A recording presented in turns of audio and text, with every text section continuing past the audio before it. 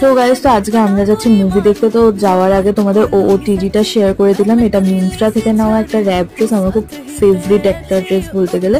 তো আমরা তাড়াতাড়ি মেট্রো করে ধর্মতলায় চলে গেছিলাম, আইনক্স মেট্রোতে, আর এত লেট হয়ে গেছিলো।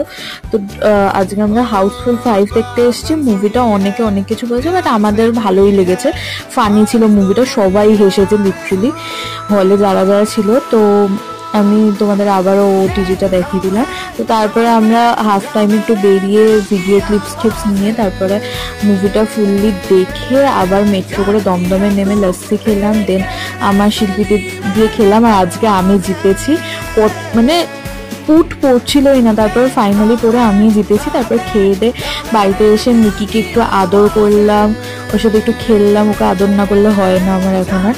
তো তারপর বাড়িতে এসে আমি ফ্রেশ হয়ে স্কিন কেয়ার করলাম। তো আজকের ব্লগটা এইটুকু।